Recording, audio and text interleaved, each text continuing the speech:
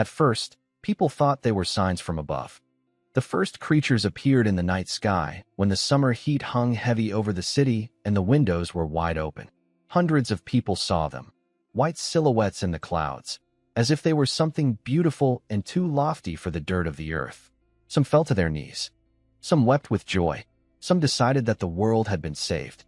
And then they descended, and everything got worse.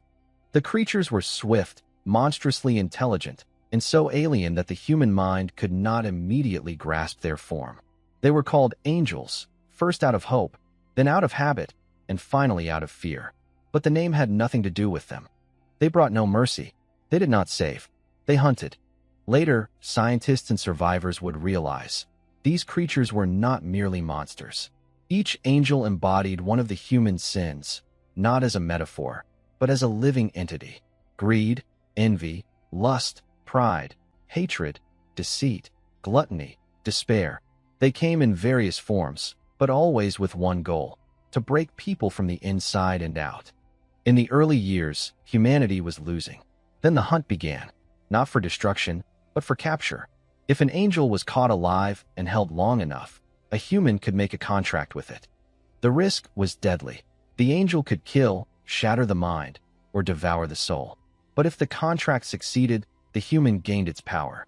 Not just abilities, but a part of its essence. That is how the contractors came to be. That is how the heroes came to be. And that is how the academy came to be. Rin Kazuki was ordinary.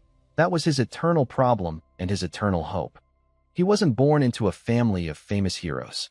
He had no ancient bloodline, no rare gift, and no great mentor.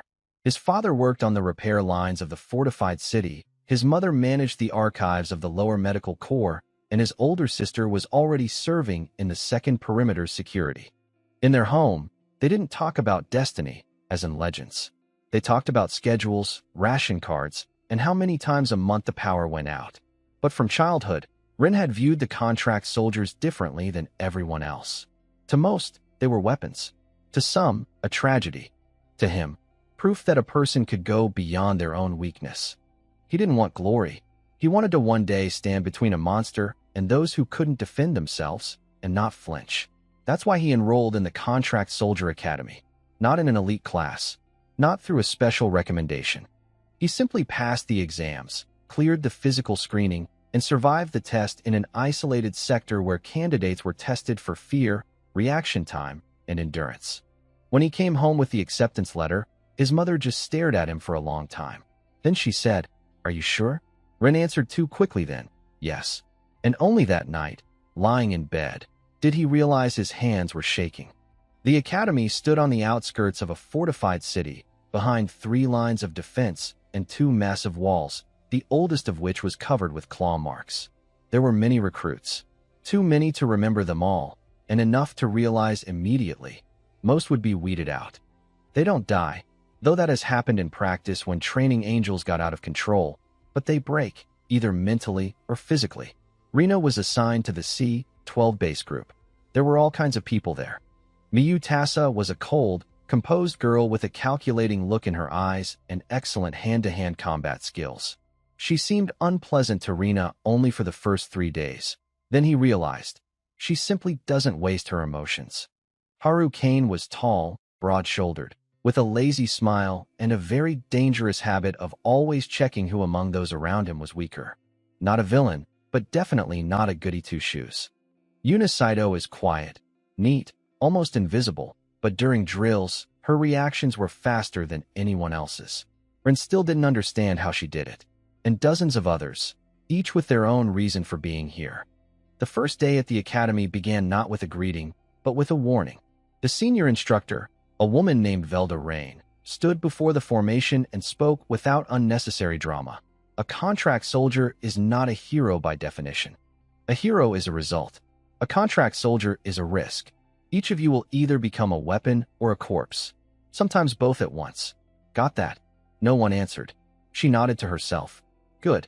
So she hasn't crossed off another useless batch of smiling idiots just yet. It was then that Rin realized for the first time that the academy wasn't going to go easy on him. And for some reason, that was reassuring. The first few months were hell, not combat training. Rin turned out to be good at almost everything. which he hadn't expected of himself.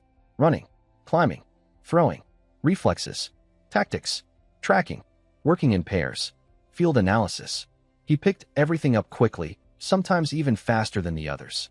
The instructors noted this dryly, without praise. At the academy, they didn't praise talent. There, they praised results. He had only one weakness. He had no magic. None at all.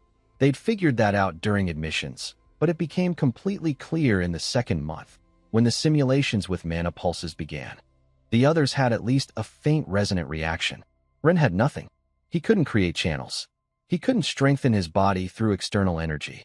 He couldn't control his defensive ligaments. Miyu asked him point-blank one day, "Doesn't that drive you crazy?" They were sitting on the steps of the courtyard after training. "It does," Ren replied. So what? How do you live with that?" Ren looked at his palms. "I train." Miyu tilted her head slightly. "That's not an answer." "It is an answer to me." She paused. "Okay, then I'll be honest. Most people here dream of power, but you seem to dream only of squeezing everything out of what you already have." Ren smiled. "Isn't that the same thing?" Miyu didn't answer right away. Then she said, "No, it's scarier." In the third month, the capture drills began. Not real angels, but control entities, weakened and held in special cages, yet still dangerous. Each student was shown, "This is what sin looks like. This is how it breaks the will. This is how those who think they've conquered it too soon die." The first angel brought into Group C, 12, was Pride. In appearance, he was almost beautiful. A tall, slender figure, his face hidden by a mask, and instead of skin, a white, porcelain-like structure with cracks. He moved smoothly, too confidently, as if space itself had to make way for him.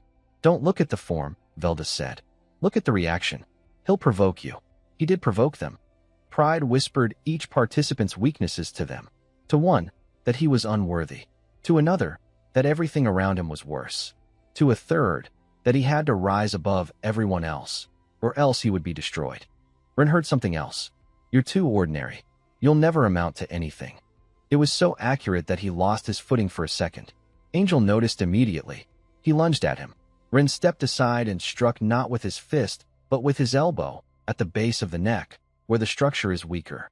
The training cage held the creature back, but not completely. He felt resistance, as if he were pressing not against a body, but against a proud idea that had decided to kill him. Miyu shouted from behind. To the left. Ren shifted, grabbed the chain, and pulled the lever. The creature held. Velda smiled for the first time during the entire session. "That's better." After that, Ren couldn't breathe normally for a long time. But it was then that he felt it for the first time. He had something that many contractors lacked. Not magic. Control. By the end of the semester, every student was sent to a final exam. Not a battle, but a capture. You couldn't make a contract with just any angel. Only with one you'd caught. Only with one you'd restrained. You had to break the angel in the strictest sense. Not morally, but structurally. Hold it in place until the ritual was agreed upon. Group C, 12 received a dangerous but controllable specimen, the Angel of Malice.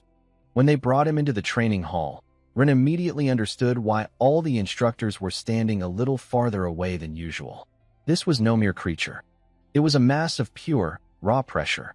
Not screaming rage, but a cold, searing desire to tear apart every living thing standing nearby.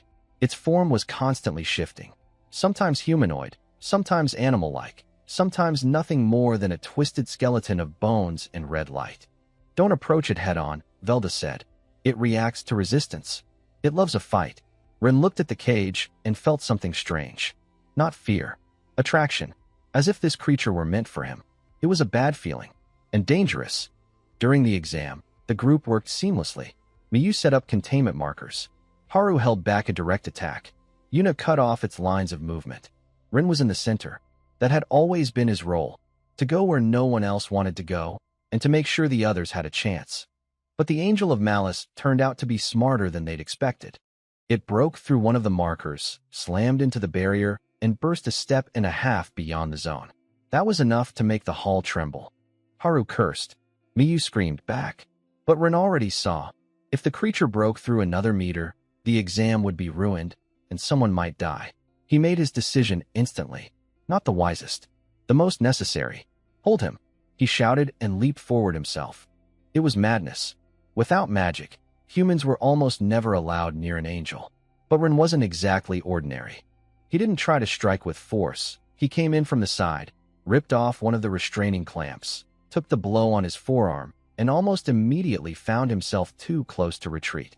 The angel looked at him and smiled, not with his face, but with his essence. "You are empty." Rin clenched his teeth. "But you came anyway." Anger struck his chest as if someone had driven a red-hot wedge into him. He felt a one knee. The whole world narrowed down to that sensation. To the point of pain, to the point of a red roar, to the point of a foreign will trying to enter him and rewrite him. And Rin didn't back down. He reached forward, not with his hands, but with himself. "The contract," he rasped. The instructor screamed. Too late. The contract didn't look like a flash. It looked like a crack. Cracks ran across the floor, across his palms, through the air around him. A red line wrapped around his body and for a second formed an armor-like outline. Incomplete, uneven, as if a creature had tried to assemble itself through a human form and hadn't quite managed it. Then everything exploded in light. Rin felt something inside him claw at his heart and, at the same time, fall into place.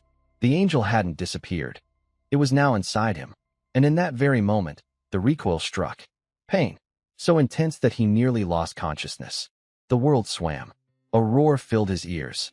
Hearing, sight, balance, everything receded into the background, leaving only one fact: he was alive. He heard Velda's voice as if from afar. "Hold him down. Hurry. Medics." Miyu stood nearby, pale as a sheet. "Run," she said. He tried to answer, but couldn't. Then darkness engulfed him. He woke up 2 days later. The ceiling was white. A room in the academy's medical ward. It smelled of antiseptic and metal. He tried to sit up. His body immediately responded with a sharp pain in his chest and shoulders. "Don't move," said someone nearby. A nurse. Then a familiar voice. "He's alive." Velda stood by the bed, her arms crossed. "That's a debatable statement," Rin rasped. "No. It's just that you're very expensive for the academy right now." He tried to smile, but it came out crooked. "The contract." Velda looked at him intently. "It worked, but you're on the verge of overload. Your body system absorbed the energy, but didn't adapt. If you start using it all at once, you'll burn out." "How much is all?" "Enough that your armor suit could tear your muscles, blood vessels, and nerve channels in a matter of minutes. You'll have to learn slowly." Rin closed his eyes. His heart was pounding heavily, but steadily. He was a hero, and it was scarier than he'd expected. A few days later, he was transferred to a separate training facility. The contract's commissioner arrived there, a thin man with gray hair and a very weary face. He brought official documents and a new designation. "According to the Academy's classification, your contract angel falls under the extreme aggression level, the most dangerous of the specimens seized from this cycle." "Okay," Rin said. "And what does that mean?" The commissioner looked at him as if he were asking whether a storm was dangerous. "It means you'll have to survive every time you summon him." "And the name?" "The name? Do angels have names?" The man paused to think. "The system calls him A09, but nobody calls him that." Rin looked at his palm. There, beneath the skin, a red spark sometimes flashed. "Then shall I call him Blood?" The commissioner shook his head. "I wouldn't recommend tying power to romance." Rin thought for a moment. Then Fury. The commissioner grunted. "That works. That's where the hardest part began. Not the contract. Not the power. Control." When Rin first tried to summon partial armor, his body immediately responded with pain in his chest. Not a sharp, deep pain, but as if the space inside him had suddenly contracted. Red lines appeared on his arms. On his shoulders, a contour resembling plates. But the form didn't go any further. He felt a one knee. He was breathing heavily. Velda looked down at him without sympathy, but also without the harshness that would turn into cruelty. "Too much," she said. "I know. You don't know. You want to be a hero already, but your body wants to live." She tossed him a water bottle. He caught it with difficulty. "Let's start small." "What exactly?" "1 arm. 1 plate. 5 seconds. Then rest." Rin looked at her. 5 seconds. That's a lot to start with. And she was right. He spent almost all of his time in the training facility for the first 2 weeks. Mornings, physical training. Afternoons, contract monitoring. Evenings, recovery. At night, He would sometimes wake up feeling as if someone were scratching at his ribcage from the inside. It didn't hurt, but it was unsettling. Like a reminder, the power was close by, and it didn't belong entirely to him. Miyu came by a couple of times. She'd sit on the windowsill and watch him make another attempt. "You're stubborn," she said once. "Thanks. That's not a compliment. It's still the best I've got." She smirked. "Your armor is weird. It doesn't even work right." "No, I mean something else." Miyu paused. "She looks like she wants to protect you and kill you at the same time." Rin thought for a second. That's probably fair. In the third week, Haru called him out to the training ring. "I heard you're special now," he said. Rumors spread fast. "Let's check it out." Rin didn't like Haru, and the feeling was mutual. Haru was one of those who considered strength a natural right. He wasn't cruel, but he liked to exert pressure, especially on those who had recently acquired something rare. "No full form," the instructor warned. "Only partial manifestations." Rin nodded. "Let's begin." Haru struck fast and hard. He was physically stronger, more experienced, and made no attempt to hold back. Rin let a couple of blows land, then stepped to the side, trying to activate partial armor on his left shoulder. The plate manifested, but Haru's weak strikes still knocked him back. "Is that all?" he smirked. Rin remained silent. He wasn't using his full power. Too dangerous. Instead, he seized the moment, took a step forward, struck his opponent's torso, and used his opponent's weight against him. Clean, without any excess. Haru lost his balance. A split second. That was enough for Rin to get behind him and pin him to the ground. The hall fell silent. The instructor raised his hand. "Stop." Haru was breathing heavily, then laughed unexpectedly, without malice. "All right, that was unpleasant." Rin helped him to his feet. "You're still stronger." "But not right now," Haru replied. And for the first time, there was no mockery in those words. During the contract theory class, Felt asked, "Who among you thinks a hero is someone who has gained power?" Half the class raised their hands. She nodded. "Wrong." No one spoke. A hero isn't someone who has signed a contract. The contract is the price. A hero is someone who keeps going, even when power turns them into a monster. Rin listened and thought about the rage inside him, about how it sometimes stirs when someone humiliates the weak, about how easy it would be to give it more room. Velda continued, "Some of you will become stronger than others, some more dangerous. But remember, danger and heroism are not the same thing. A contractor who cannot control himself is not a defender. He is a disaster." Rin clenched his fingers. That was clearly said for him, and he accepted it. In the second semester, they were taken out of town for the first time. A small operation, checking the outer zone, where angel tracks had recently been spotted. Nothing major. But real work is no longer a training hall. Rin was part of a small group. Miyu, Haru, Yuna, 3 other senior students, and 1 instructor. The forest beyond the walls was dense, damp, and too quiet. "I don't like places like this," Haru muttered. "Because there's no one here to impress?" Miyu asked dryly. "Exactly." Rin didn't say anything. And then they saw the tracks. Deep indentations in the ground, as if something of immense weight had passed between the trees without touching the light. The instructor crouched down and examined them. "The Angel of Envy, perhaps." "Why?" Yuna asked. "Because he usually comes where people are already divided. He intensifies the comparison. He pushes them toward hatred." Rin stood silently, listening to the forest. Then he sensed it. Not a sound. A shift in the air. "To the left," he shouted. Too late. The entity burst out from behind the trees like a broken shadow. Tall, thin, with many eyes and elongated limbs. It didn't scream.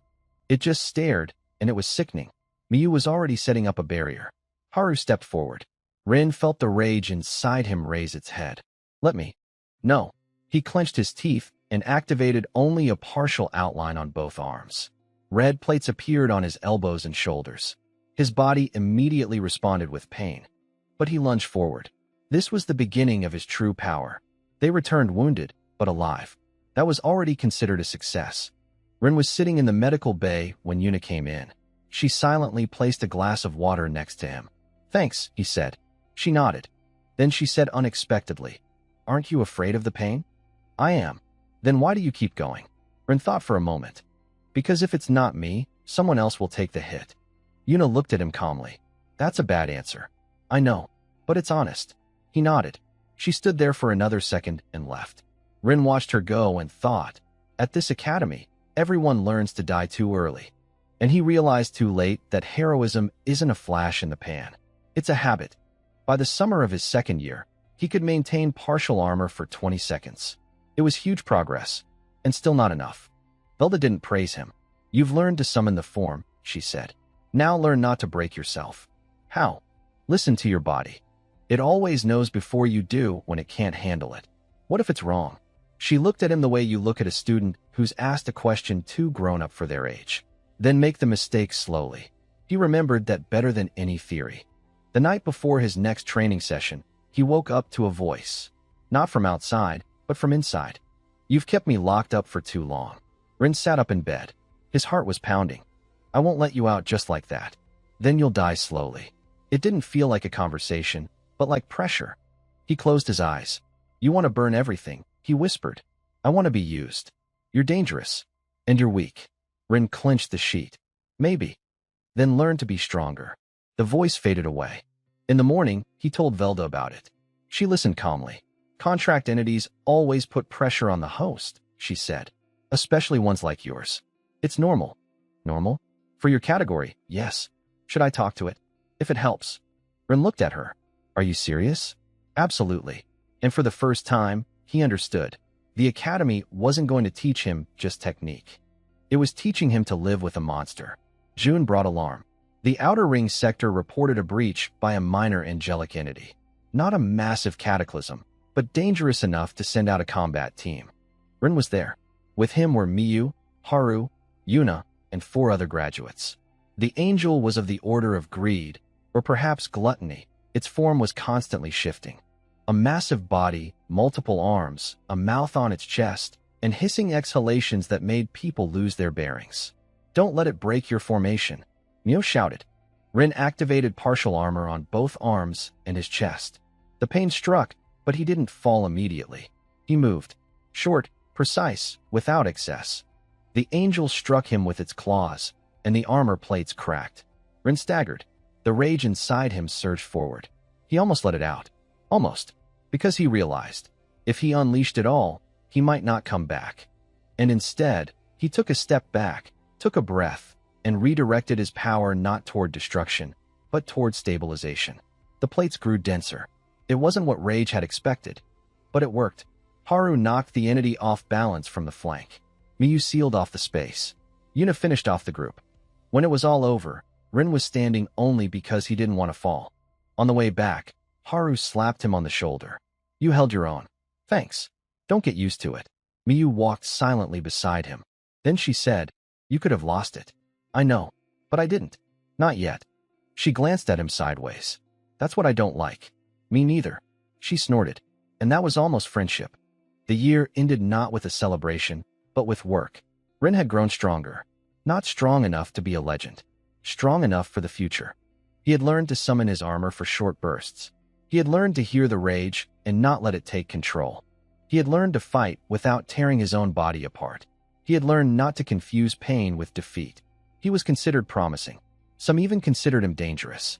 Velda once told him, You're not a hero yet. I know, but I'm no longer just a guy who wanted to become one. Rin looked out at the training yard, where students ran, fell, got up, and learned again. Then what am I? Velda replied without a smile, but gently. Someone who has begun the journey. And that was enough. The summer of his second year began with Rin being able to stand in partial armor for the first time. Not for 5 seconds, nor for 20, but for nearly a minute. It didn't look like a victory. He just stood on the training ground, breathing heavily, with red lines across his shoulders, forearms, and chest, and waited for his body to stop shaking. Velda looked at the stopwatch.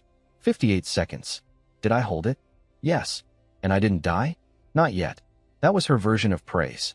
Rin sat down right on the ground. His back was wet, his hands were shaking, and he felt a heaviness inside, as if his ribcage had become too small for whatever was living inside it. The rage was silent, not because it had gone away, because it was biding its time. In the second year, Group C, 12 was reorganized a bit. Some students went for field training, others to advanced classes. New students joined them. Among them was Sora Nagi, A girl with short black hair and a knack for remembering everything on the first try. Not the strongest physically, but with outstanding analytical thinking.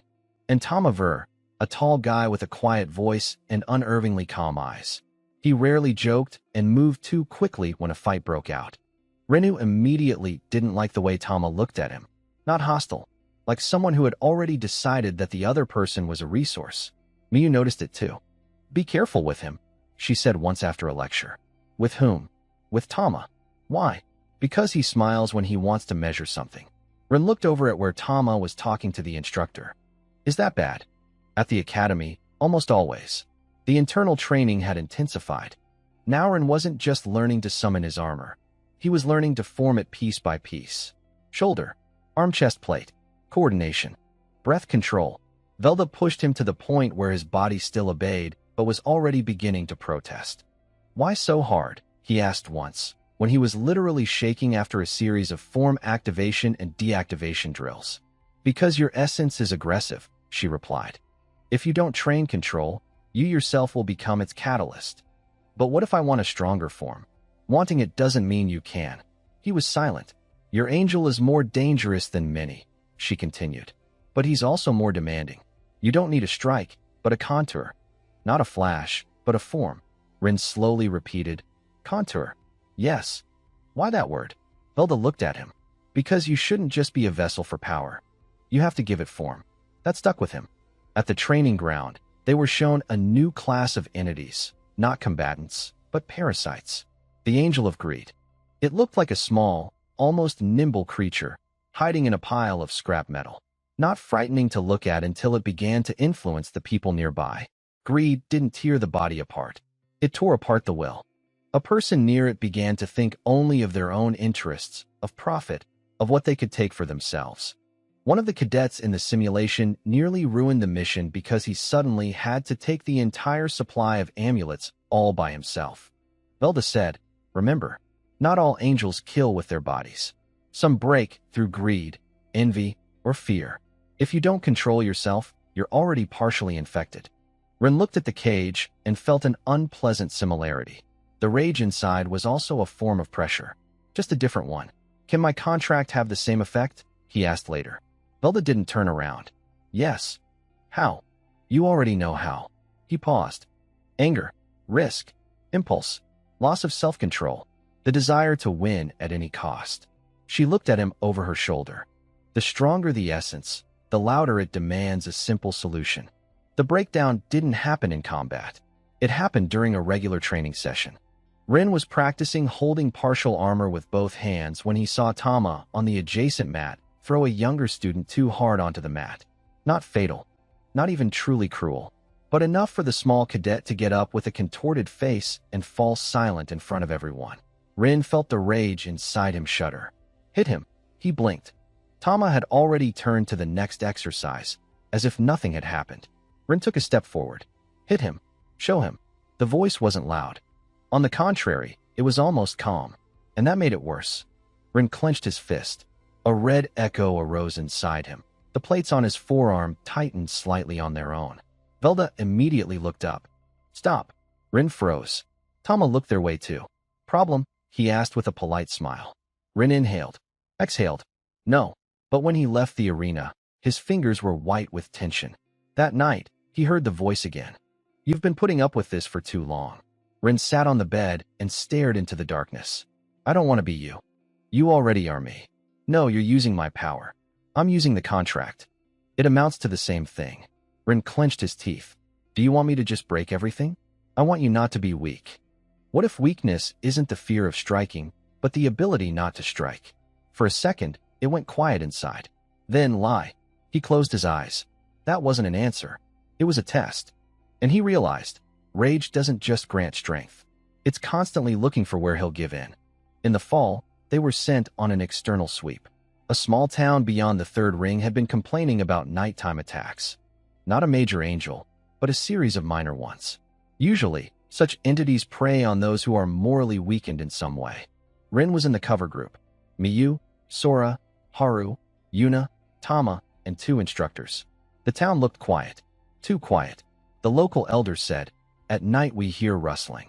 And in the morning there are marks on the walls, as if someone had been walking around and sniffing the windows.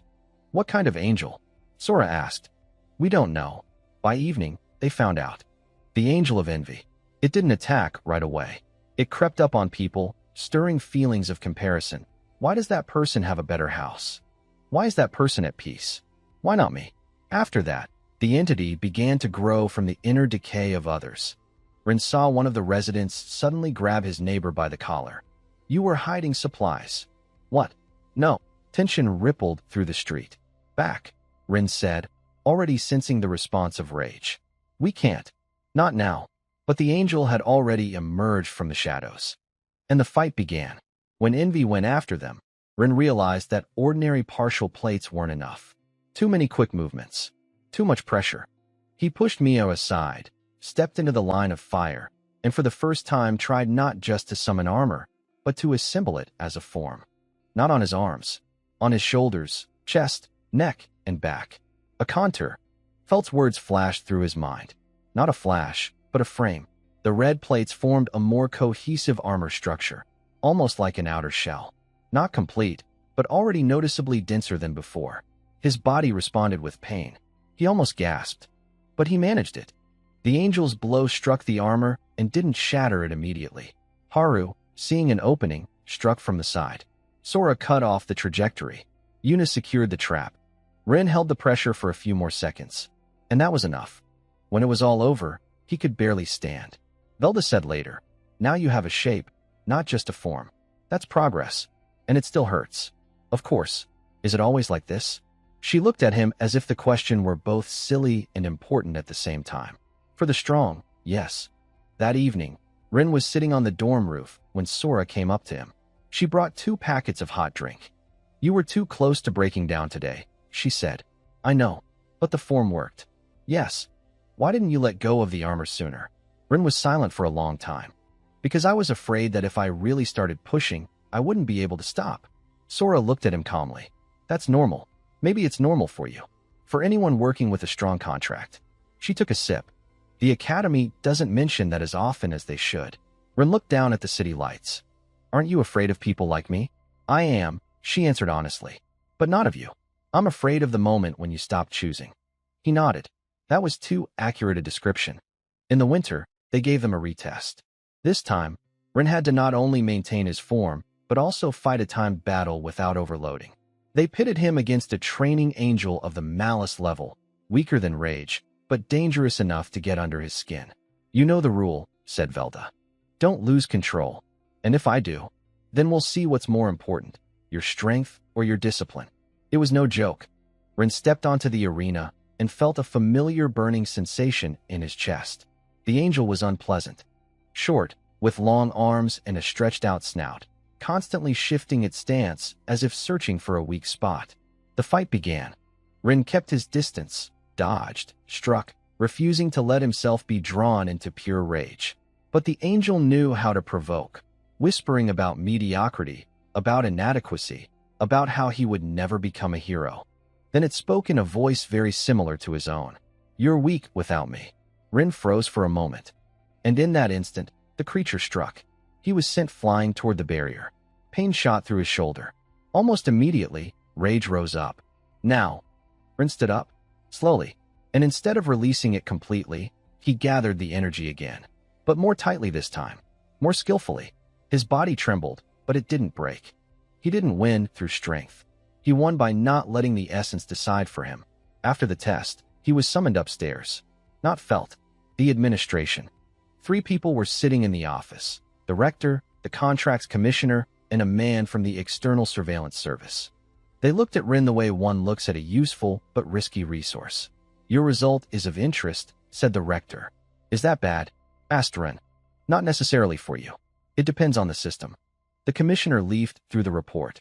A contract with an aggressive entity of this level, given your level of control, an unstable combination. I know. Are you sure you can handle it? Rin looked at them in turn. No. Silence hung in the office. He continued, but I can handle it if I train. The rector narrowed his eyes slightly. And if you don't give in to your inner impulses. Rin remembered rage. Yes. Then continue the course, said the rector. But this is an official warning. The Academy bears no responsibility if the contracted entity begins to dominate. That was putting it mildly. And very seriously. In the spring, they went back to the town. But this time, things were worse there. No more angels, just people who had already begun to crumble under the pressure of envy and greed. People were fighting over water, food, and places in the shelter. Old grudges resurfaced and became more dangerous than any clawed beast. Sora said, "Here, the angel is already inside them." Rin looked out at the street and realized this, too, was part of the war. It wasn't just about killing monsters. Human weakness itself was becoming a battlefield. They cleared the area by evening. Not perfect, but enough. And then Rin saw civilians for the first time who looked at the mercenaries not as weapons, but as the last line between themselves and collapse. It was hard, and for some reason, that was exactly what made him stronger. By summer, he could maintain the armor form for almost 2 minutes. For the Academy, that was already considered a serious achievement. But he still couldn't use full armor without consequences. After 40 to 50 seconds, he'd start having spasms, high blood pressure, and pain in his ribs. Velda wouldn't let him slack off. "Until you learn to exit the form without a backlash," she said, "you're not ready." "When will I be ready?" "When you can stop yourself at the peak." It was nearly impossible. But Rin tried. Every day, every morning. He fell. He got up. Again.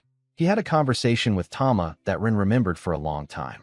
They ran into each other in the hallway after a night shift. "You've become more noticeable," Tama said. "Is that bad?" "It depends on who's noticing." Rin frowned. "What do you want?"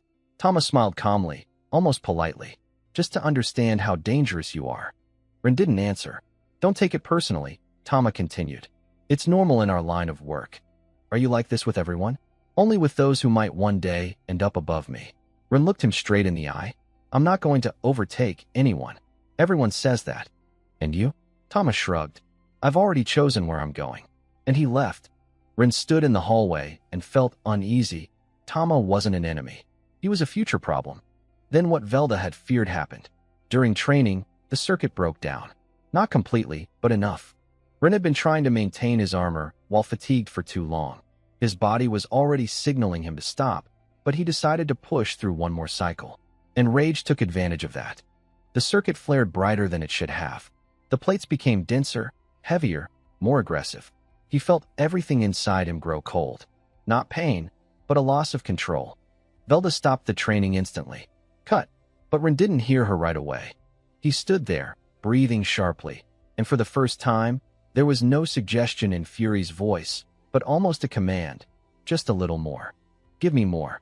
Rin clenched his fists. "No, you're weak." "No, then prove it." He stood there, trembling, and yet did the most important thing. He didn't go any further. He took off his uniform. He almost fell. Velda came right up close. "That was the moment," she said quietly. "You chose." Rin was breathing heavily. "I almost." "Yes. But no." It was worse than praise. Because it was the truth. In the fall, a letter arrived addressed to him. Not from the Academy. From the outer district. His father wrote rarely. His mother even less often. But now the letter contained only one thing. A request to come home for a day. No explanation. Rin showed it to Veldy. She read it and handed it back. "Go. Won't that interfere with training?" "It will. But you're not a machine." He fell silent. "And one more thing," she added. "Don't forget, the stronger you get, the more you need people outside the system. Otherwise, the system will devour you." That was unexpectedly personal. Rin nodded, and he left. The house hadn't changed much. The same smell in the kitchen. The same walls. The same old vase by the entrance that his mother still hadn't thrown away, even though it had cracked long ago. His mother opened the door and just looked at him for a second, as if checking to see if he was real. Then she hugged him. His father slapped him on the shoulder so hard he almost coughed. His older sister stood by the window, looking stern. "You're thin," she said. "Thanks. That's not a compliment." "I get it." At dinner, no one talked about monsters right away. First, they talked about simple things. About food. About the neighbors. About how they'd stepped up patrols in their neighborhood. Then his mother asked quietly, "Are you happy?" Rin didn't answer right away, and he realized that the question was very difficult. I'm leaving," he said finally. His mother nodded, as if that was exactly what she had been waiting for. That night, His sister went out into the yard with him. "You're not coming back home, are you?" "I don't know." "You know," she said. Rin was silent. She leaned against the fence. "When you were little, you always lost in a fight, but you were the last one to get back up," she said. "Mom was always worried. Dad was angry. And you? You just got up and went back. That was stupid." "No, it was yours." She looked at him. "So here's the thing. If they need you there, stay. But not because you have to prove anything, but because you want to." Rin was silent for a long time. Then he said, "I want to." It was clear for the first time.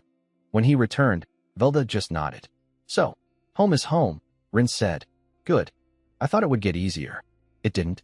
It got worse. I realized I want to be the one they'll be waiting for alive." Velda looked at him silently. "That's the right answer," she said finally. By the end of his second year, Rin was no longer the guy who simply dreamed of becoming a hero. He could summon the contour quickly. He could maintain it for about 2.5 minutes.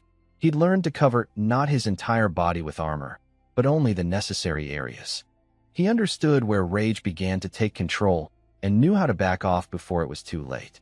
He was still far from complete control, but now he was dangerous not only to the enemy, to himself too. And that was exactly why he was getting stronger. On the last night before the break, he stood on the academy roof and looked out at the city. The fury inside him was silent, not because it had disappeared, because it was waiting for the next move. Rin leaned against the railing and said quietly, "I won't let you decide for me." And in response, for the first time, he didn't feel pressure inside, but almost laughter. The third year at the academy greeted Rin not with noise, but with tension. Unofficially, it was called the Survivor's Year.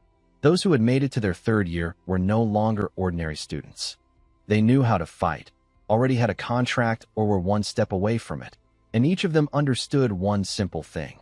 From here on out, mistakes wouldn't be forgiven so easily. The academy had changed. The hallways had grown quieter. The instructors were stricter. New security seals had appeared in some rooms. Additional warnings on the walls about internal isolation in the event of a contract breach. Rin immediately noticed the main thing. Many looked at each other differently. Not as classmates, like competitors. Now Rin was one of those being watched. It felt strange. For the first few months, he'd gotten used to being just a regular guy without magic. Then a contract student with dangerous rage. Now, even the younger classes knew his name. Not as a legend, but as an example. It annoyed him, not because of modesty, because of responsibility.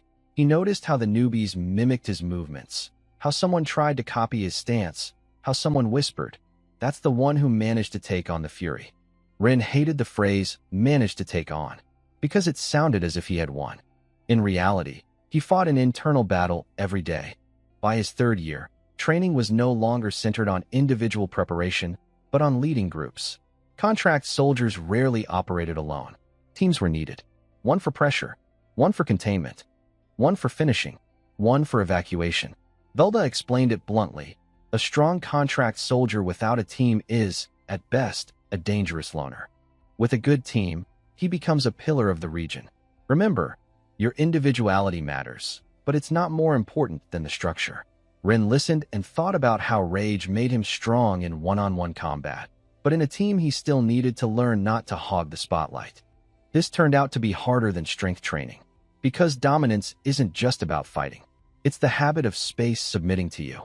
The first lecture of the third year was given not by Velda, but by Professor Theo Kahn, an old contract specialist with a hoarse voice and hands covered in scars. He placed a folder on the table and said, "Until now, you have taught yourselves to fight. Now you will learn not to lose yourselves in the presence of power. Dominance is not just physical superiority. It is a sin that hides in command, in authority, in the desire to decide for others. Among angels, it is especially dangerous." He opened the folder. The pages contained diagrams of entities classified as Dominion angels. They didn't attack first. They forced others to submit. Such angels aren't always stronger in a direct fight, Kin continued, but they're more dangerous because they break free will. Ren listened and sensed an unpleasant similarity. Rage doesn't just strike, either. It demands. And if you loosen your grip, it can start making decisions for you. The third year finally put everyone in their place. Soranagi became one of the best in the theory of link formation. She could see the battlefield as a diagram. Rin worked with her several times in training exercises and realized, with her, he shouldn't push. He had to be the point she incorporated. Tama Ver, on the other hand, had improved in one-on-one combat and had become even more annoyingly confident. He and Rin clashed more and more often during training. Not openly. In words. You control too much, Tama said once after a debrief. And you think too much, Rin replied. Thinking is useful, as long as you don't forget to live. Tama smirked. And which one of us sounds like a moralist now? Rin didn't answer, but he noticed Tama no longer hid his interest in him. It had become almost demonstrative. That meant either respect or preparation for conflict. A month later, the first internal incident occurred. One of the junior-level contract soldiers lost control during training. Not completely, but enough for the entity to try to take control of the body. It was a contract with the Angel of Envy. The young man stood in the middle of the hall, trembling, and suddenly began accusing everyone around him of getting more than he deserved. Get him out of here, Velda shouted, but it was already too late. The angel manifested as a partially ethereal, elongated form, like a distorted shadow within a human frame. He wasn't attacking, but provoking, whispering about injustice, about how others were stronger only because they'd been lucky. Rin felt the rage inside him twitch. Break him. He tensed instantly. No, that wasn't his job. Velda shouted. Run. To the left. He reacted, stepping into a partial outline and holding back the surge not with force, but with the pressure of his form. He didn't strike the angel. He blocked its path, forcing the entity to lose its trajectory. Sora immediately activated the restriction seal. Haru, now at a higher level, pulled the contract breaker who had lost control out of the zone. The incident ended quickly, but after the hall, everyone was silent for a long time. Because everyone understood, anyone can break free. That evening, Felt called Rin aside. You almost let her go again, she said. I know. Why? Rin stood by the window, his hands clasped behind his back. Because rage offers a simple solution. And you like simple? No. Then what's the problem? He was silent for a long time. It makes me stronger faster. Velda nodded. That's exactly why it's dangerous. I understand that. No, she said calmly. Understanding and accepting are two different things. Until you accept that power always demands more, you'll be vulnerable. Rin turned around. What if she asks for too much? Then you'll either say no, or you'll stop being the one who controls the contract. It was a direct answer, and an honest one. In the fall, the Academy received an alarming request from external command. An angel of domination had appeared in one of the suburban districts. Not an ordinary one. It created a zone of will suppression around itself. People inside the area began to obey the first strong orders, even if it was against their interests. The police couldn't handle it.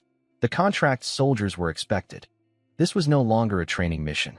It was almost a combat deployment. Ran was assigned to one of the small teams. Felt said before they left, this isn't a test. It's a survival mission. Ran nodded. Traveling with him were Miyu, Sora, Tama, 2 senior contract soldiers, and a medical team. The mission was classified as red level. A strange silence hung over the district streets. People walked slowly. Some were already obeying orders from others. Others resisted and trembled, as if something inside them were being broken. It's already taking effect, Sora said, looking at the sealed chart. Where's the core? Ren asked. Miyu pointed to the old administrative district. There. It feels like the center of the infection. The entity turned out to be more terrifying than they had expected. A tall, slender figure with a crown-like structure around its head. Its face looked like a mask made of smooth metal. Its voice was soft, polite, almost beautiful. And that was precisely what made it so frightening. Have you come to submit? Asked the angel. Rin felt an unpleasant tightening at the back of his neck. No, he replied. The angel tilted his head slightly. That's a shame. It's so much easier for humans. At that moment, several civilians standing nearby suddenly dropped to their knees. Not because they wanted to, because their will had already been broken. Rin clenched his teeth. Give it to me. No. He activated the circuit. Shoulders, chest, arms. The red plates flashed, but immediately he sensed. This entity wasn't pressing on his muscles, but on his will. The domination was trying to force him to acknowledge another's power as superior to his own. It was almost laughable. Almost. Rin stepped forward and said, You're not in charge here. The angel smiled. Everyone says that at first. The fight was chaotic.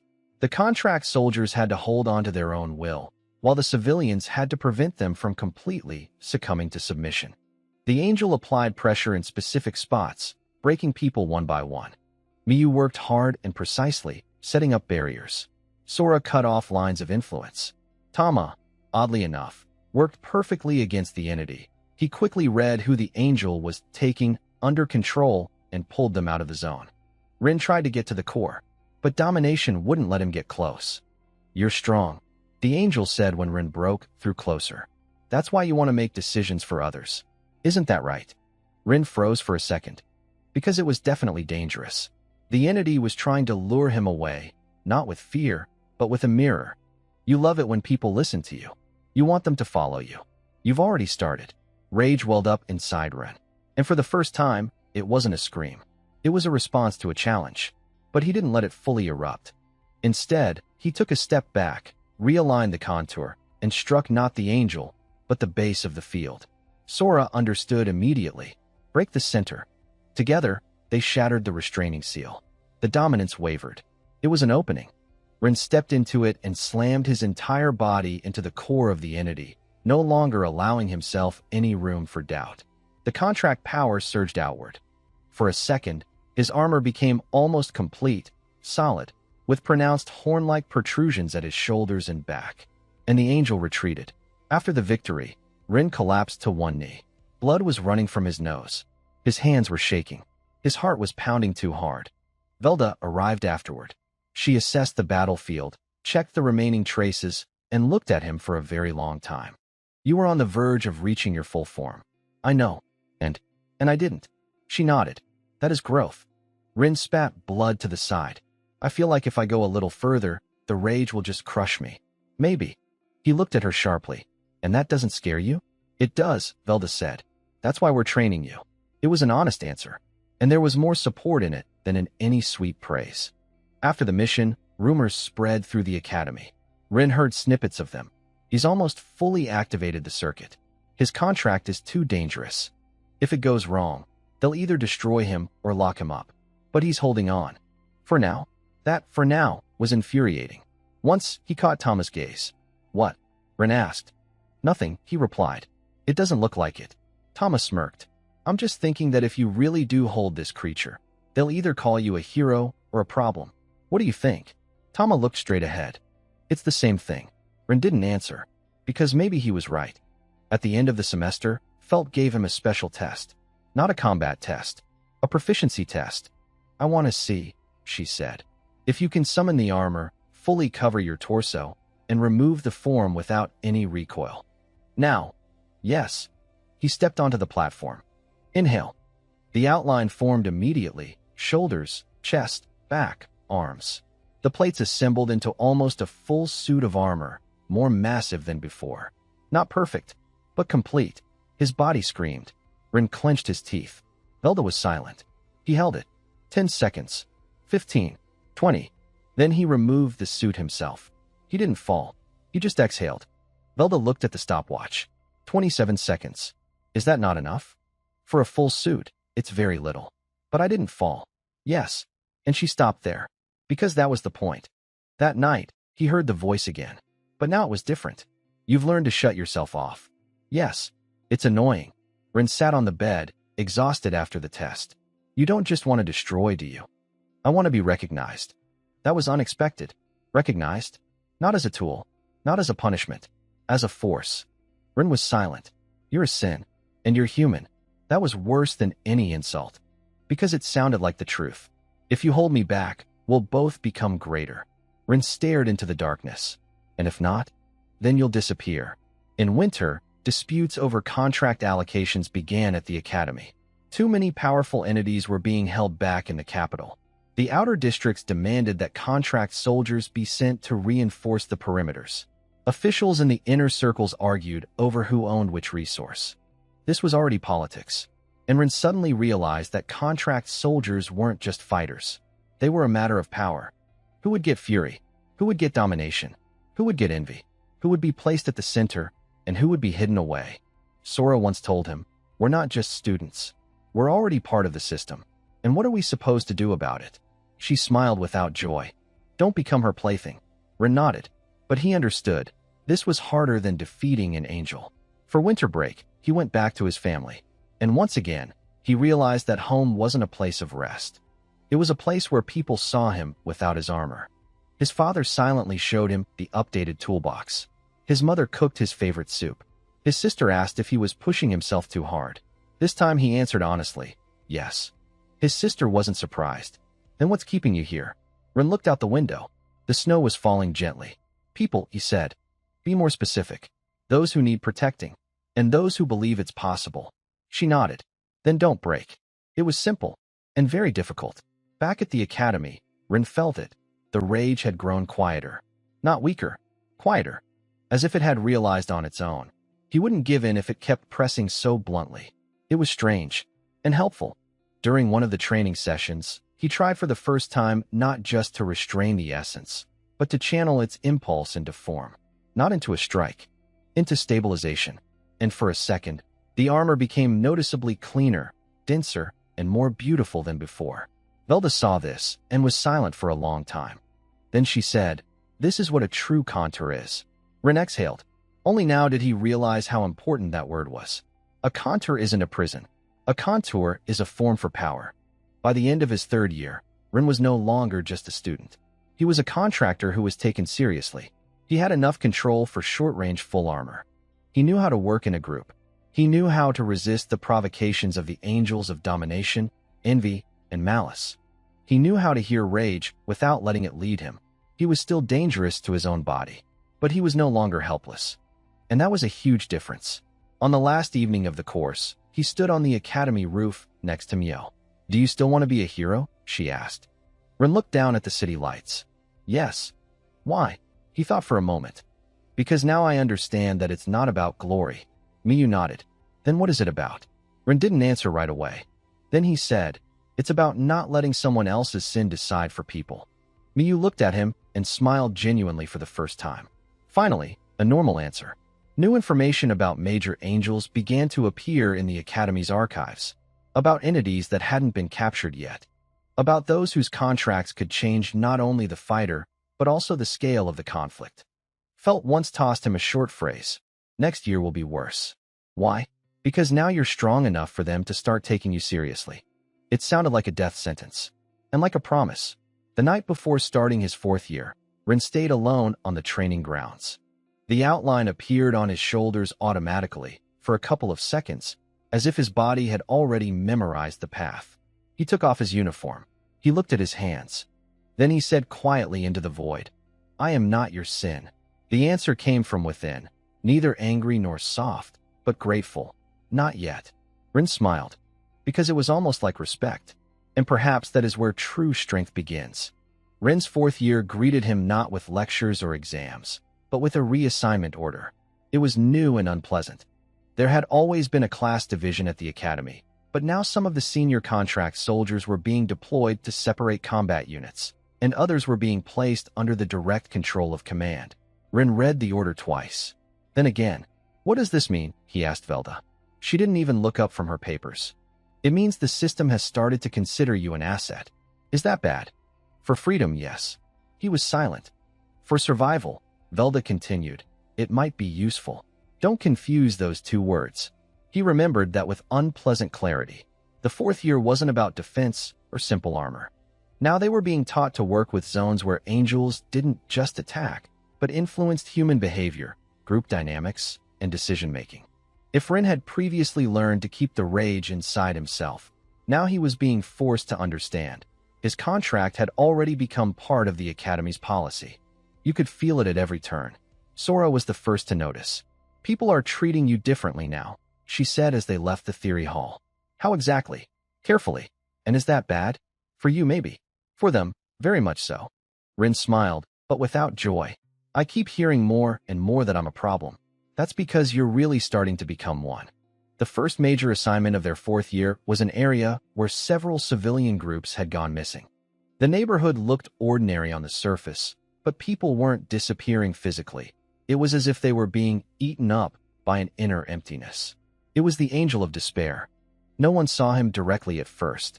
At first, decisions simply started to vanish. People didn't want to get up, didn't want to fight, didn't want to eat, didn't want to live. Senior contract agents were working on the scene, but they couldn't handle it without Ren. His influence is too widespread, Sora said, examining the traces. So the center is somewhere nearby, Ren replied. Be careful. I'm careful enough as it is. Miyu snorted. Is that what you call being careful? He turned to her. I've got everything under control. Yeah, sure. And at that moment, they heard someone crying quietly from inside the ruined house. Despair didn't look like a beast. It looked like a human. A tall figure with a translucent shell, as if the body were made of gray glass, with dark threads flowing inside. His voice was soft, weary, and deadly calm. Why are you still trying? The angel asked. Ren felt an unpleasant tightness in his chest. That voice was dangerous. Because it wasn't coercive. It was persuasive. Because we can, Ren said. The angel tilted its head almost affectionately. And if there's no point. Somewhere nearby, one of the injured civilians stopped resisting and simply sat down on the ground. That was scarier than claws. Ren realized. If he let this entity gain a foothold, it would destroy the district without a fight. And the rage inside him responded to that with fury. Destroy it. No, not like that. Because despair is just waiting for a direct answer. For the first time, Ren tried to use the counter not for defense or attack, but for emotional pressure. Not raw emotion. Structure. He activated the armor on his shoulders and chest, took a step forward, and held his breath, slowing his own rhythm. The plasma red line stabilized, and his presence grew heavier. Not brighter. Heavier. The angel of despair turned its head. Interesting. Ren said quietly, You're not in my head. The entity smiled slightly. Everyone says that when it's already too late. But Ren already sensed it. Rage helps if you don't let it spill into chaos. It makes his presence dense, dangerous, preventing despair from swaying him. That was the key. Miyu and Sora placed restrictive seals. Haru pulled the people out of the zone of influence. Ren held the center. And only after the angel was sealed did he realize his palms were trembling. After leaving, he was summoned not to Velda's office, but to the Academy Council. That was already bad. Seated in the hall were the rector, 2 external inspectors, and representatives from the contract administration. Your contract shows an excessively high level of adaptation, said one of the inspectors. We want to consider transferring you to a separate combat program. Meaning? Ren asked. Restrictions on independent movement. Additional supervision. Assignment to a group of senior operators. Ren was silent. Then he asked, Is that an order? It's a suggestion. No, he said. Silence. The rector folded his hands. Why are you refusing? Because you don't want to empower me. You want to take away my right to decide for myself. The room fell silent. One of the inspectors replied coldly. Contractors of your level have long since ceased to be independent in the full sense of the word. Ren looked him straight in the eye. Then you're not afraid of an angel. You're afraid of a man who knows how to control one. That was too blunt. And from their expressions, he knew he'd hit the nail on the head. Stepping out of the room, Ren saw Felt. She was standing by the wall and had clearly heard everything. Did you do that on purpose? She asked. What? Telling them to their faces what they didn't want to hear. Should I have kept quiet? Sometimes yes. I don't know how. Felt looked at him intently. I know. That's exactly why they took an interest. Ren realized this was no joke. Am I being threatened? No, not yet. But now you're under close surveillance. For what? For acting too independently, she replied. And for a contract that's too dangerous. He clenched his jaw. So I'm not just a problem for the angels? Welcome to the real world. A few weeks later, they began restricting his access to certain archives, then to distant training grounds, then to certain field assignments. Officially, they explained it as a need to stabilize his skills. Unofficially, Ren understood perfectly well they were starting to keep him on a leash. It infuriated him. Not because of pride, because the rage inside him clearly sensed the restriction and began to stir more strongly. They're afraid. I know. Use that. No, break them. No. Then you're weaker than you could be. Ren stopped in the middle of the hallway. He'd already learned not to answer her out loud too often. But sometimes it was impossible. I don't want to be strong at any cost. Then others will break you. It was unpleasant because it was partly true. Factions were beginning to form in the class. Some believe the Academy should exercise stricter control over dangerous contracts. Others believe contractors should have more freedom, otherwise efficiency would drop. Still others remained silent and waited to see who would win. Rin found himself caught in the middle. Sora told him, "They're already using you as an argument." "What do you mean?" Some say, "Look, a dangerous contract. He needs to be restrained." Others say, "He's strong, so we need to trust him more." "You've become an example, Rin." "I didn't ask for it." "It doesn't matter. History usually doesn't ask either." It was unpleasant, because he felt that the stronger he became, the less he belonged to himself. Velda unexpectedly sent him on an independent inspection. Without a team. "Why alone?" he asked. "Because you need to learn to think without the support of context." "That sounds like a punishment." "That is the training," she replied dryly. The task was seemingly simple: to check an old underground communication line in the industrial sector for angelic activity. But Rin realized almost immediately someone had already been there. Not an angel, a human. The traces were too neat. A professional inspection. He grew wary and found a mark. The mark of the external control department. The Academy was hiding something. The underground sector turned out to be more than just old. It was part of the early infrastructure of the war. Angels had been kept there, even before the current contract system. Failed experiments, disrupted rituals, the first cells. Rin walked down several corridors and stumbled upon a locked room. 3 levels of seals on the door. He looked at them and realized something very dangerous was inside. The rage inside stirred. "Open it." "No, there's power in there." "That's exactly why not." He still unlocked the outer lock, not completely, just enough to look at the markings. And he saw the designation, Dominance 0 profile. Do not activate without council authorization. Rin froze. This was bad. Not just a dangerous type of angel. A special specimen. Too important to be here by accident. And then he heard footsteps behind him. Tama was standing in the doorway. "Calm, as always." "I didn't expect to see you here," Rin said. "And I didn't expect to see you." "Why are you here?" Tama looked at the seal. "For the same reason you are." "Meaning?" "To find out what the Academy is hiding." Rin tensed. "Were you following me?" Tama shrugged. "We'd both long since stopped being just students." It was too quiet. And too dangerous. "What do you know?" Rin asked. Tama was silent for a second. Then he replied, "There's an angel people fear more than your fury." Tama told him a little. Too little to trust, but enough to understand. There was a hidden conflict within the Academy's administration. Some wanted to use the sealed angels as the foundation of a new defense. Others wanted to destroy the dangerous entities.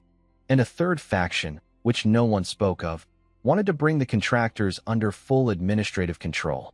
"Why are you telling me this?" Rin asked. "Because if that door opens, they might write us all off." "Us?" For the first time, Tama didn't smile.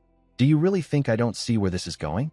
Rin looked at him, and in that moment, he realized Tama wasn't just a rival.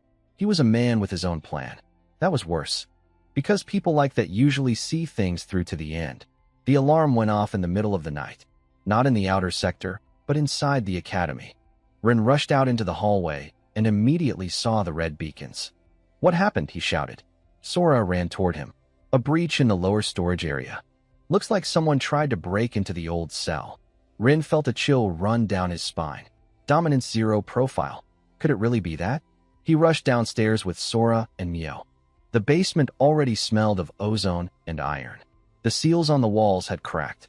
One of the guards lay unconscious. And in the center of the corridor stood a figure. Not a human, and not quite an angel. Tall, clad in a black and white structure with heavy vertical plates and a face resembling an empty mask. It didn't exude pressure. A command. Even without words. Rin froze for a second and realized that the entity had already begun to affect everyone around them. "Don't listen," shouted Velda, appearing at the end of the corridor. Too late. One of the guards stood up and aimed his weapon at his own men. This was horror on a different scale. Fighting Zero domination was unlike anything he'd ever experienced. The rage inside Rin reacted instantly. Finally, he clenched his teeth.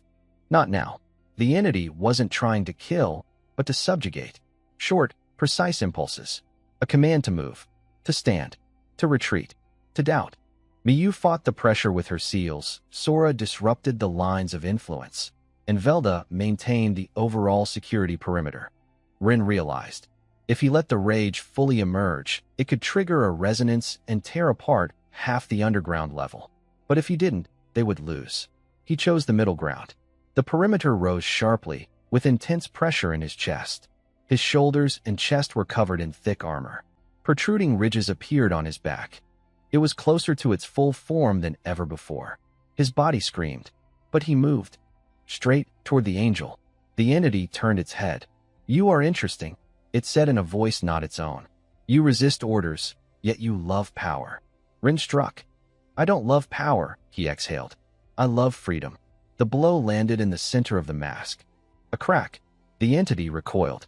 And for the first time, Rin understood, rage doesn't just give strength. It helps him resist foreign domination. That was his advantage. They didn't win right away.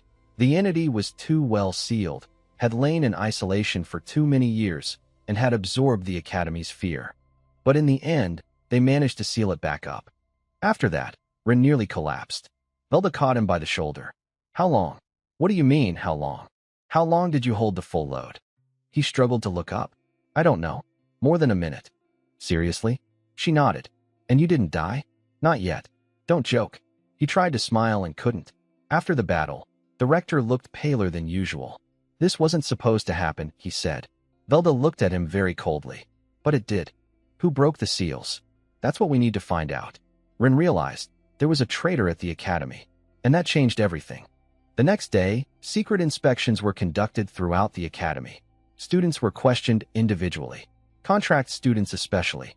Rin was summoned before the commission. Again and again, the questions weren't about how he fought, but about why his contract resisted the Dominion so well.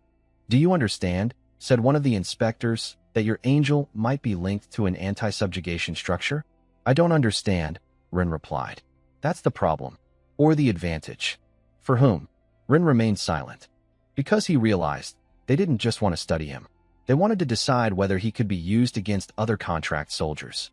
Late that evening, Velda summoned him to a separate room. It was quiet there. Too quiet.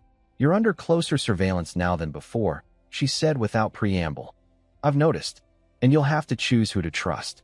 "And you?" Velda looked at him for a long time. "I'm okay with that." It was so dry it almost sounded like a confession. Rin nodded.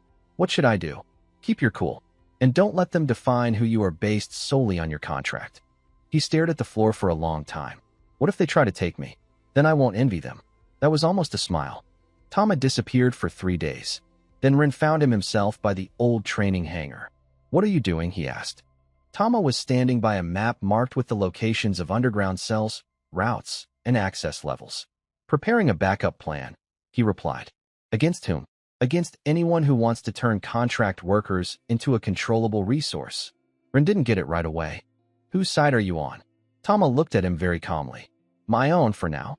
But today it coincides with yours." It was the most unsettling admission he'd ever heard, and the most honest.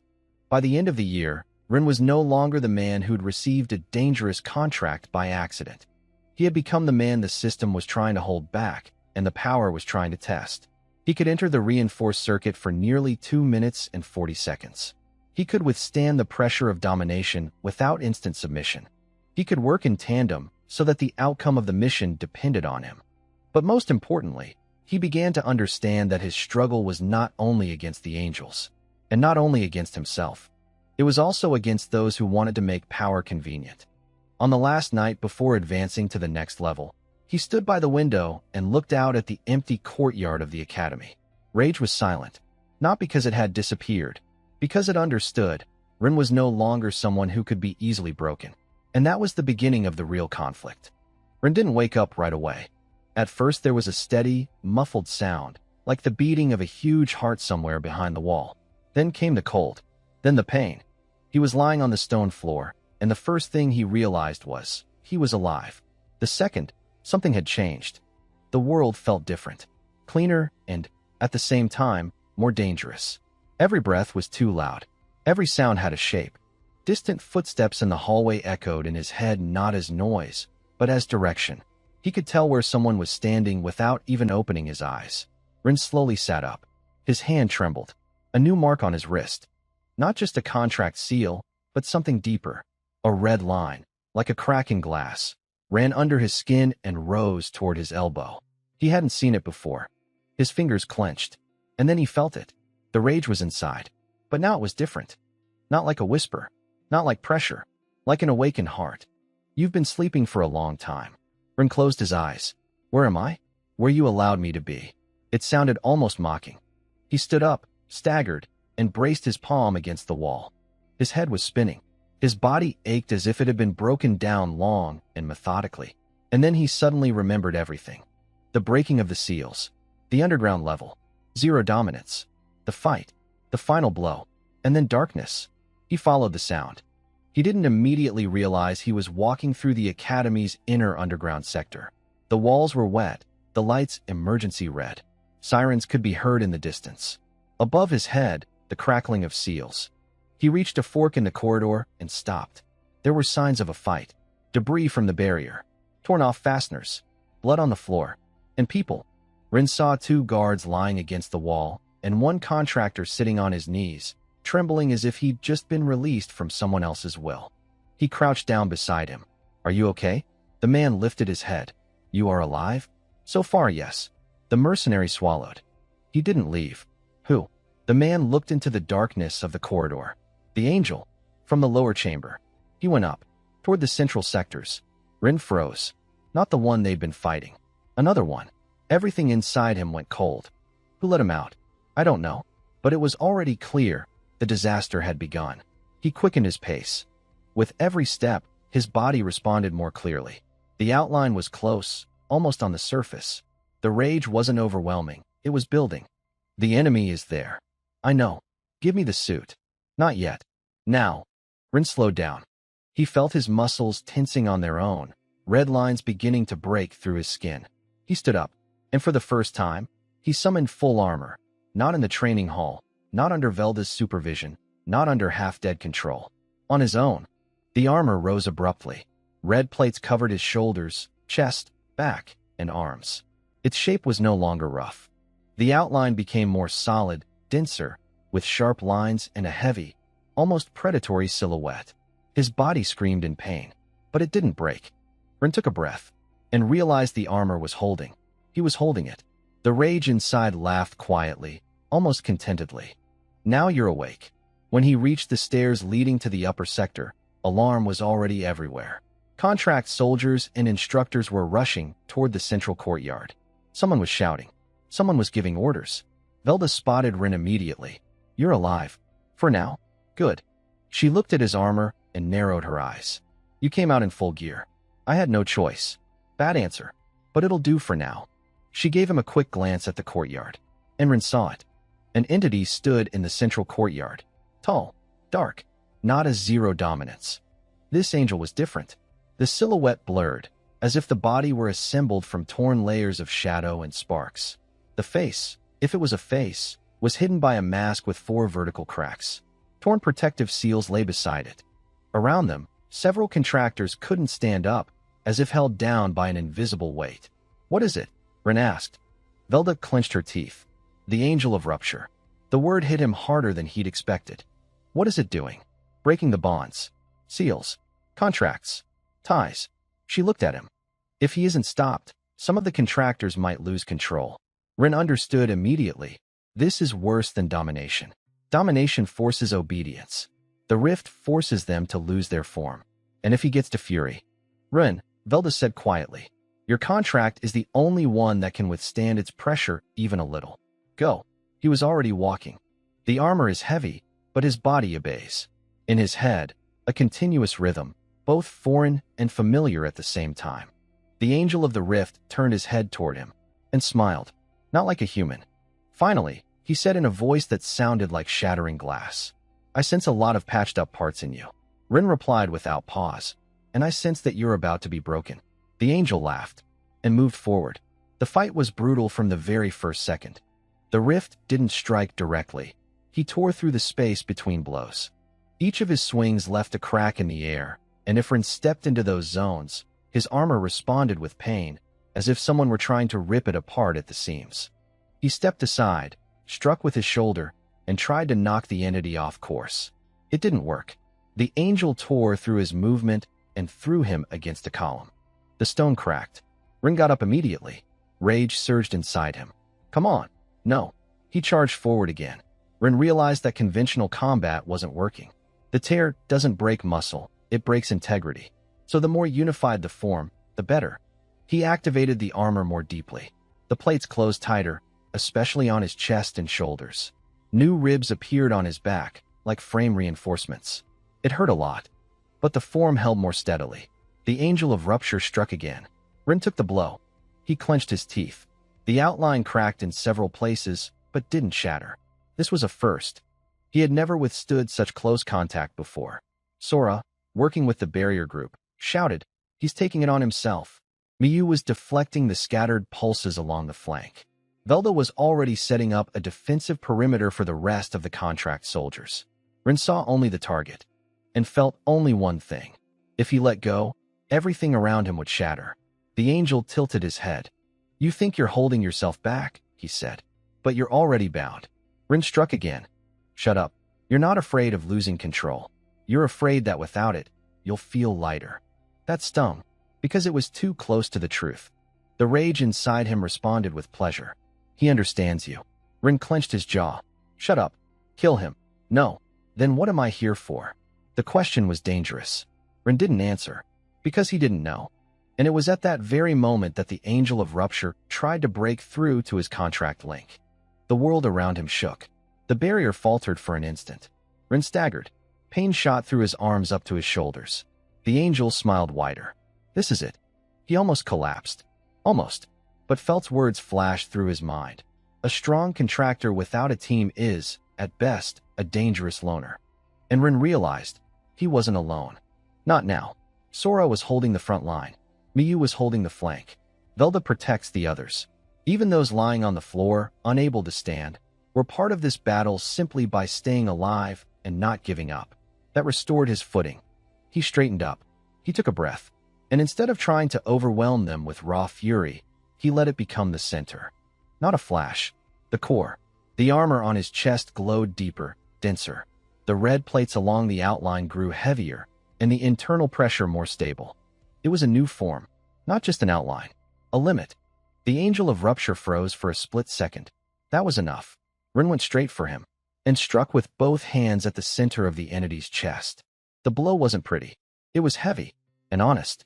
Rin's armor cut through the rupture field not because it was perfect, but because he didn't let go of the form even in the moment of pain. He crushed the angel with his own body. The entity recoiled. A crack appeared in the mask. The sound was terrible, like a mirror shattering. The angel hissed. Rin didn't let it recover.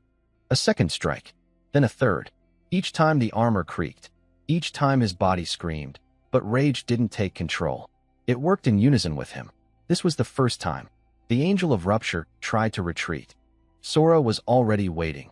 The seal had fused along his path, blocking his escape. Miyu took the flank, and Velda shouted, "Now?" Rin gathered the entire circuit into a single strike, and struck. The angel exploded not in a bright ripple of blood and tearing air. Part of the courtyard crumbled into dust. The seals cracked once more, but did not collapse. Rin stood in the middle of it all, breathing heavily, and the armor began to fall away on its own. Not abruptly, as if the body didn't want to let go of the form right away. He dropped to one knee, then the other. Velda was the first to reach him.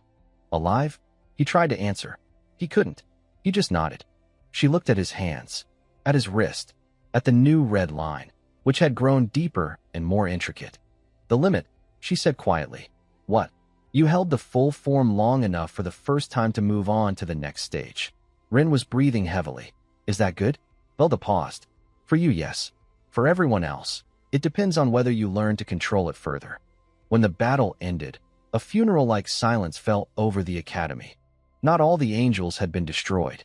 Not all the seals had been restored. Part of the lower sector remained under quarantine. But that wasn't the main thing. Rin realized that the angel of rupture had managed to do something. He could feel it, not in his body, but in the contract.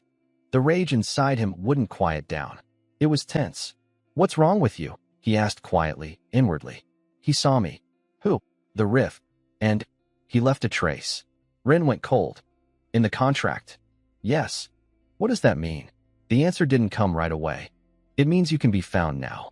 Velda didn't try to hide it. She gathered Ren, Sora, Mia, and a few other senior contractors. We have a problem, she said. Ren already knew. A trace? She nodded. The rupture left a resonance mark on your contract. It could attract other entities. Not immediately, but enough for them to start sensing you. Why me?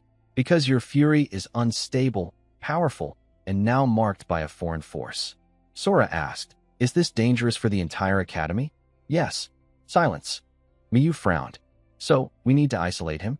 Rin snapped his head up. What? Velda gave her a stern look. Don't be ridiculous. Miyu pressed her lips together. I'm just asking, as is customary. It's customary not to hand your own people over to decay, Velda replied coldly. That was important. And very bad. Because the question had already been asked. Late at night, he stood alone on the roof of the academy. The city lights below. A cold wind above. Inside, rage, which for the first time didn't feel like just a force. Now it was also a target. Are you afraid? Rin was silent for a long time. Then he answered honestly. Yes. Good. What's so good about that? Fear keeps you alive. It was almost annoyingly wise. He leaned his palms against the railing. If they come looking for me, I have to be ready. You're not ready anyway. Thanks. But now you're not the same person you used to be. He closed his eyes. Victory wasn't ahead of him, nor was peace. The real hunt was just beginning. The next day, in a closed corridor, he saw Tama. He was standing by that very same underground door, now open. Who gave you access? Rin asked. Tama looked at him calmly. Who said I didn't deserve it? You saw what happened to the lower sector. Yes. And you're opening it anyway? Tama nodded. Because it's too late to close it now. Rin tensed. Do you know what's in there? I know enough. So what? Tama looked him straight in the eye. There's a reason why the Academy fears not only angels, but also contract soldiers. Rin froze. What does that mean? But Tama had already stepped inside. Rin followed him in. Down below, in the old sector, it was cold and quiet. Too cold. Traces of ancient seals on the walls. Ritual circles on the floor. In the center of the hall, an empty cell with fragments of chains. They didn't just keep angels here, Tama said. Rin looked at him sharply. What do you mean? They were trying to do something here beyond the contract. Tama turned around. They were trying to create a human who doesn't just receive an angel's power, but becomes its permanent form. Rin felt everything inside him tighten. And Tama looked at him for a long time. And, it seems, they almost succeeded. At that moment, the siren wailed again. From above. Not an alarm, full emergency mode. Velda appeared on the stairs and shouted. You too, upstairs. Immediately. What happened? Rin asked. She looked very stern. We have a new breakthrough. Silence. What kind of angel? Tama asked. Velda replied curtly. Not an angel. She paused. Something that came out of the ancient sector. Rin felt the rage inside him, for the first time ever, respond not with greed or malice, but with a familiar fear. They had only managed to climb one level when they saw it. A tall figure, jagged and uneven, as if assembled from several angelic forms. Not a single entity. More like the result of an experiment. Its body was covered with various types of structures, claws, a mask, cracks, extra limbs. It moved not like a living creature, but like a flawed solution that still moves forward. What is that? Miyu whispered. Velda turned pale. A prototype. Of what? She stared ahead, not blinking. Of what might have happened if the contract had been forced to work without consent. Rin understood before the others did. It wasn't just a monster. It was an attempt to turn a human and an angel into a weapon without a choice. The entity turned its head and looked straight at him, as if it recognized him. Rin slipped into full armor instantly. The outline rose on its own. Shoulders, back, chest, arms, everything tightened into a heavy, solid form. The pain was excruciating, but he couldn't stop now. The prototype struck first. Rin took the blow to the shoulder, flew into the wall, and nearly broke through it. Mio erected a barrier between them. Tama cut off its trajectory. Velda shouted commands. But Rin looked only at his opponent, and he felt one simple thing inside. If this creature is the ultimate result of the experiment, then he can be the answer. Not a copy. The answer. He got up and moved forward again. The rage inside was no longer whispering. It was roaring. Destroy. This time, Rin hardly argued. He only replied, I'll stop it first. Rin struck. The contour worked like never before. Not with a flash. Not with chaos. His armor seemed to channel the power into a straight line, and the blow wasn't just strong, it was precise. The prototype wavered. Miyu and Tama finished it off simultaneously with their restraining seals. Velda completed the sealing. The creature collapsed. For a second, everything went quiet. Rin stood in the middle of the hall, breathing heavily. And then he noticed, on the wall of the ancient sector, where the dark seals had been almost erased, a new symbol was slowly glowing. Not an academic one. Not a standard contract one.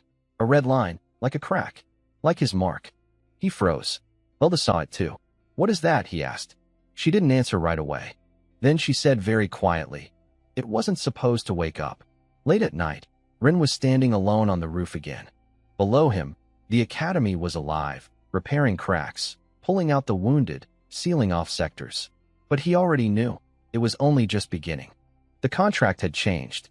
The fury had grown deeper. And somewhere below, in the ancient sector, something had opened along with that symbol. "Can you feel it?" asked the voice inside. "Yes," Rin replied. "Now they won't just find you." He gripped the railing. Who else? But the answer didn't come right away. And when it did, it was worse than silence. Everyone who is connected. Rin looked up at the dark sky. And for the first time, he understood. His power wasn't the end of the story. It was a door, and someone had just cracked it open.